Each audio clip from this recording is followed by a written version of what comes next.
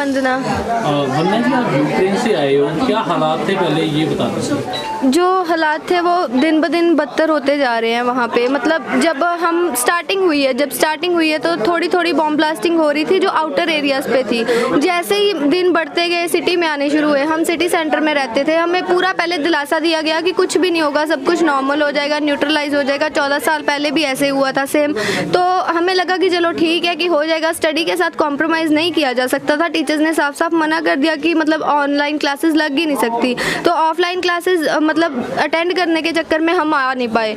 तो जैसे जैसे दिन जाते गए जो मतलब अटैक्स थे उनके बढ़ते गए। इवन उन्होंने सिटी सेंटर पूरा का पूरा डिस्ट्रॉय कर दिया। इवन इस टाइम पे वहाँ पे न्यूक्लियर रिएक्शन भी, मतलब उन्होंने न्यूक्लियर रिएक्टर को भी छेड़ना शुरू कर दिया है। तो जो पूरा यूरोप के लिए इस टाइम पे बहुत बड़ा खतरा बन चुका है। जब आपने वापस आना था तो किस प्रकार की मुसीबतों का सामना किया? फर्स्ट ऑफ ऑल हमें किसी की कोई गाइड नहीं मिले, कोई हेल्प नहीं करता।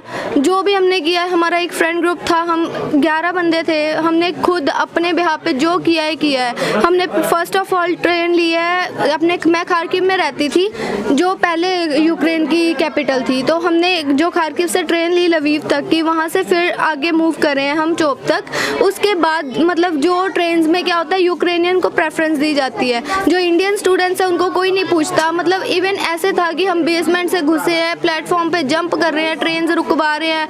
इवन इतना ज़्यादा हरास किया जा रहा था यूक्रेन की जो पुलिस है उसकी तरफ से भी।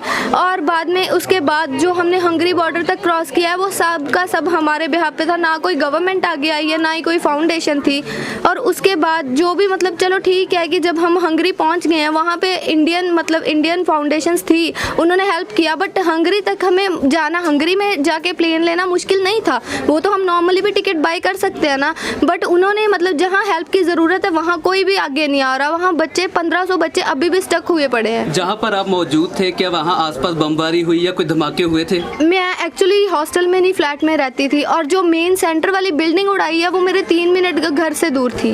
वंदना, जैसे पता चला कि वहाँ पर जो स्टूडेंट है उनके पास खाना कुछ समय का होता है, जी। तो क्या वो किल्लतें सामने देखने को मिली? क्या कोई बच्चा भूखमरी से परेशान हो रहा? बिल्कुल, जो अभी थोड़े दिन पहले न्यूज़ आ रही है कि एक बच्चे को इन्होंने मतलब फायरिंग कर दी है। जो भी तो जो फायरिंग करी है वो हुआ क्या, एक्चुअल में फूड ना होने के कारण बाहर तो जाना ही पड़ेगा ना। जैसे ही बाहर जाते हैं तो उधर से उस दिन उन्होंने मिसाइल मतलब अटैक किया, तो इस कारण वो बच्चा बीच आ गया और उसकी डेथ हो गई। आप वहाँ पर कौन सी पढ़ाई करने के लिए गए थे? मैं MBBS कर रही हूँ वहाँ पे। आप कौन से ईयर में थे? मैं 4th ईयर में। अगर जैसे हालात ऐसे बने रहे वहाँ पर, तो क्या लगता है कि आप अपनी पढ़ाई पूरी कर पाएंगे वहाँ? मे भी नहीं हो सकता, क्योंकि उन्होंने पूरा खार्किव सिटी को ही डिस्ट्रॉय कर दिया। वहाँ पे अगर हम जाएंगे भी तो हमें अकोमोडेशन ही नहीं मिल पाएगी। वहाँ पे इकोनॉमी बिल्कुल गिर चुकी है, मतलब पॉसिबिलिटी है नहीं कि अब हम कंटिन्यू कर सके, और हमारे पेरेंट्स कभी भेजेंगे भी नहीं। बहुत सारे ये भी कहा जा रहा था कि यूनिवर्सिटी वालों ने पहले कह दे कि आप नहीं जाएंगे क्योंकि आपको फाइन लगेगा। कि आपके साथ भी ऐसा हुआ? हाँ बिल्कुल, हमने मतलब 24 को अटैक हुआ है। 23 को मैं 3 क्लासेस अटेंड करके कॉलेज से घर आई हूँ। मैंने डीन से स्पेशल बात करी कि मैम कि ऐसे ऐसे सुनने में आ रहा है कि हम इंडिया चले जाएं तो ऑनलाइन क्लासेस हो सकती हैं। कहती आपको बाहर कुछ दिख रहा है कि बमबारी हो रही है, कुछ भी हो रहा है, तो आप ऐसे क्यों बोलते हो? आपने इंडियंस ने ऐसे कर दिया कि मतलब आप बहुत ज़्यादा र्यूमर्स क्रिएट कर रहे हो। तो मतलब जो कॉलेज का स्टाफ था वो कोऑपरेट नहीं कर रहा था। हमारी यूनिवर्सिटी में ठीक है कि अभी तक मतलब क्लासेस नहीं लग रही। जो KNMU है नेशनल यूनिवर्सिटी, उसमें अभी भी वॉर के दौरान भी लेक्चर लिए जा रहे हैं। सर वापस आने के बाद हम तो वही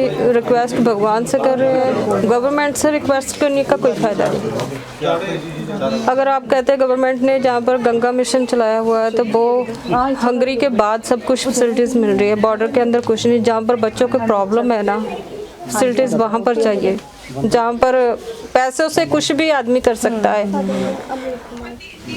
वहाँ पर बच्चे बैठे थे जहाँ पर पैसा और इंसान दोनों काम नहीं कर रहे थे, कुछ भी नहीं, फैसिलिटीज नहीं थी इनको कोई भी। जब ये वॉर शुरू हुई तब आपकी बेटी से बात हुई थी कि क्या हालात थे उस वक्त और कैसे उनको वहाँ पर हंगरी बॉर्डर तक जाना पड़ा? सर जब वॉर शुरू हुई तो मैंने इनसे बात की और हमने टिकट लेने का भी निर्णय लिया। और प्रॉब्लम ये हुई कि वहाँ पर कह रहे थे क्लास क्लासेस ऑफलाइन चलेगी, ऑनलाइन नहीं स्टडी होगी, तो इसी कारण हमने इनकी टिकट नहीं ली। तो वहाँ के जो डीन्स है, प्रिंसिपल्स हैं इनके यूनिवर्सिटी के, उन्होंने भी कहा था कि जहाँ पर कोई प्रॉब्लम नहीं होगी, तो हमने भी वहाँ पर रोक दिया। चलो ठीक है, वो जो बोल रहे हैं तो उनकी भी कोई रिस्पॉन्सिबिलिटी बनती है हमारे बच्चों के प्रति।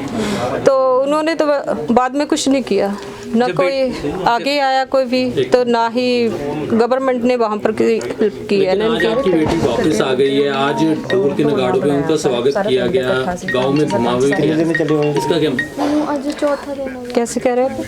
आज इसका जश्न मना के स्वागत किया गया है, क्या कहेंगे इस पे? सर, इस पर हम कहेंगे कि हमारे छोटे बड़े भाई बहनों की अरदास का ही फल है जो हमारा बच्चा जहाँ तक कहाँ पहुँचा। अदरवाइज कोई भी हमें कोई चारा नहीं दिख रहा था कि हमारा बच्चा कैसे आ गया हमारे पास।